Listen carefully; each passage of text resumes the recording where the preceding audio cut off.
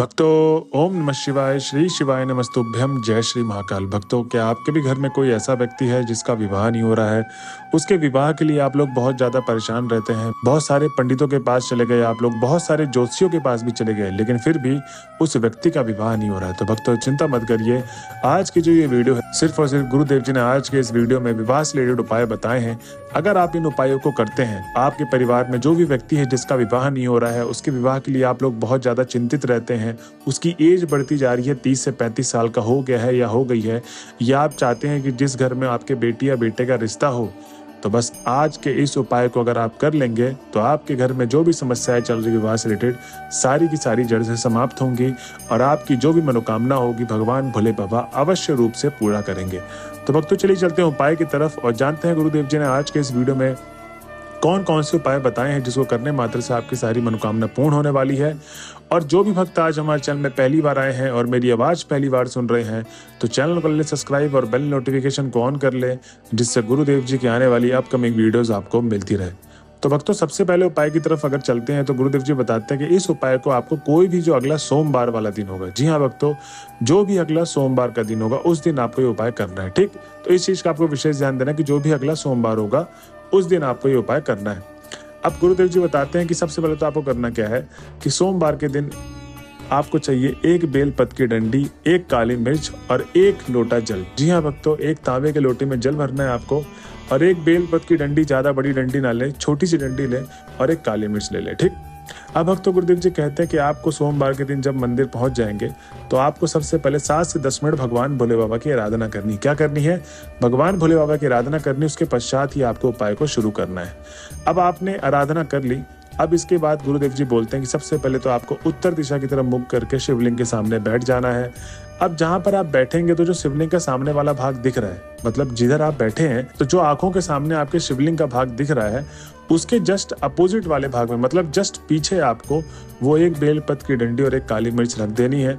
और उसके बाद आपको करना क्या है कि जो एक लोटा जल आपको गुरुदेव जी ने बोला है ले जाने के लिए, वो आपको एक लोटा जल भरना है। कहाँ से? घर से भर के, जो मैंने बताया था आपको, वो पूरा का पूरा एक लोटा जल आपको महादेव के शिवलिंग के ऊपर समर्पित कर देनी है। अब भक्त गुरुदेव जी कहते हैं कि जब आपने एक लोटा जल भी समर्पित कर दिया, अब आपको अपने नाम और गोत्र बोलना है। अगर लड़का या लड़की इस उपाय को करने गए हैं और अगर उनके माता पिता गए इस उपाय को करने के लिए, तो उनको अपने बच्चे का नाम और गोत्र बोल के जो भी समस्याएं हैं आपको भगवान भोले बाबा से बता देना है और उसके बाद आपको अपनी मनोकामना मांगते हुए घर की तरफ चले जाना है। भक्तों, गुरुदेव जी कहते हैं कि जो भी भक्त मेरे बताए गए उपाय को इस तरीके से करता है, जो भी आपकी मनोकामना है विवाह से रिलेटेड, सारी की सारी मनोकामना जड़ से समाप्त होगी और आपकी वो भगवान मनोकामना जरूर पूर्ण करेंगे। तो भक्तों, ये था पहला उपाय। अब हम चलते हैं अपने अगले उपाय की तरफ, जिसमें गुरुदेव जी बताते हैं कि ये आपको मीठे बेल वाला उपाय किसी भी सोमवार के अष्टमी वाले दिन करना है। तो जो भी सोमवार का अष्टमी का दिन होगा उस दिन आपको दूसरा वाला उपाय करना है। अब इस उपाय को करेगा कौन? तो गुरुदेव जी बताते हैं कि इस उपाय को वो ही व्यक्ति करेगा जिसका विवाह नहीं हो रहा है। जी हाँ भक्तों, गुरुदेव जी बताते हैं कि जो सामग्री है वो तैयार करने में जो थोड़ा समय लगेगा उसको उनकी माता भी कर सकती है, लेकिन उपाय जो कौन करेगा? वो व्यक्ति जिसका विवाह नहीं हो रहा है। ठीक, अब भक्तों गुरुदेव जी कहते हैं कि आपको इसमें मीठे बेल का उपाय करना है। मीठे बेल के उपाय में सबसे पहले तो आपको करना क्या है कि जहां पर भी बेल का फल मिलता है, ठीक, या जूस की दुकान में चले जाइए, वहां पर आपको मिल जाएगा। तो बेल के फल वाली दुकान में आपको जाकर सबसे पहले तो उसको बोलो कि अंदर के जो गूजा है, मतलब फल है जिसका जूस बनता है, पीला वाला भाग, वो आपको निकाल के दे दे। तो 2 बेल का ले लें आप। उसके बाद आपको घर पे ले जाकर उसको सुखवा लेना है। जब वो सूख जाएगा अच्छी तरीके से, तो गुरुदेव जी बोलते हैं उसको जलाकर उसका भस्म तैयार कर ले। जी हाँ भक्तों, मीठे बेल का आपको भस्म तैयार करना है। अब जब उसको जला के आप भस्म तैयार कर लेंगे तो सबसे पहले आपको क्या करना है, उसको छन्नी से छान ले, तो जो भी गंदा वाला भाग होगा वो निकल जाएगा और प्योर फॉर्म में एकदम ताजा आपको बेल का फल का भस्म तैयार किया हुआ मिल जाएगा। ठीक, अब इसको आप डिब्बी में भर ले। अब गुरुदेव जी कहते हैं कि आपको मीठे बेल का भस्म लेना है और एक लोटा जल, तांबे के लोटे में, जो घर से भर के लेके जाना है जल। अब आप सोमवार के अष्टमी वाले दिन महादेव के मंदिर में पहुंच जाइए। जब आप मंदिर में पहुंचेंगे तो गुरुदेव जी ने क्या बोला था आपको, वही लड़का या लड़की करेगा जिसका विवाह नहीं हो रहा है। तो जब लड़का या लड़की वो पहुंच गए, वो व्यक्ति पहुंच गया जिसका विवाह नहीं हो रहा है, तो सबसे पहले तो उसको 7 से 10 मिनट आराधना करनी है, किनकी? महादेव की। जी हाँ भक्तों, महादेव की आपको 7 से 10 मिनट आराधना करनी है। उसके पश्चात ही आपको उपाय को शुरू करना है। तो आप आराधना कर लें अच्छे तरीके से। आराधना करने के बाद गुरुदेव जी कहते हैं कि आपको करना क्या है कि जो भी आप मीठे बेल का भस्म और 1 लोटा जल लेकर गए थे, तो उत्तर दिशा की तरफ मुख करके शिवलिंग के सामने खड़े हो जाए। तो उत्तर दिशा की तरफ आप खड़े हो गए हैं।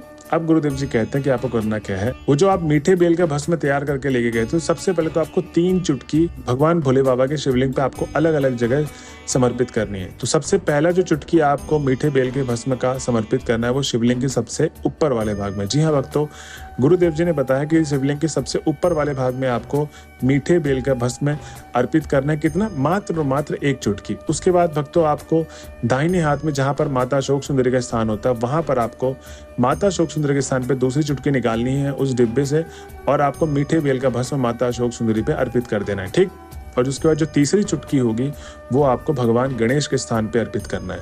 भक्तों, गुरुदेव जी कहते हैं कि इस तरीके से आपको 3 जगह अलग अलग 1-1 चुटकी करके भस्म में अर्पित कर देना है। अब भक्तों, गुरुदेव जी कहते हैं कि सबसे पहले आपको करना क्या है कि जो 1 लोटा जल आप लेकर गए थे, आपको वो 1 लोटा जल समर्पित करना है महादेव के शिवलिंग के सबसे ऊपर वाले भाग पे। जी हाँ भक्तों, भस्म अर्पित करने के बाद ही आपको जल अर्पित करना है, और जो जल अर्पित करने का तरीका होगा वो ज़्यादा तेज नहीं होना चाहिए, ना ज़्यादा धीरे, एक समान धारा बनाते हुए, ठीक, आपको पूरा का पूरा जल समर्पित कर देना है। और उसके बाद आपकी जो भी मनोकामना है वो आपको मनोकामना बोलते हुए अपने घर की तरफ चले जाना है। भक्तों, गुरुदेव जी कहते हैं कि जो भी भक्त मेरे बताए गए उपाय को इस तरीके से करता है, उसकी जो भी मनोकामना है भगवान भोले बाबा अवश्य रूप से पूरी करते हैं। तो भक्तों, ये थी आज की वीडियो जो गुरुदेव जी ने आज के इस वीडियो में बताया है कि आपको इस तरीके से उपाय करना है। अगर आप उपाय के लास्ट तक आ गए तो श्री शिवाय नमस्तुभ्यं लिखना ना भूले। मिलते हैं अगले वीडियो में, जब तक के लिए बने रहें हमारे चैनल में। हर हर महादेव।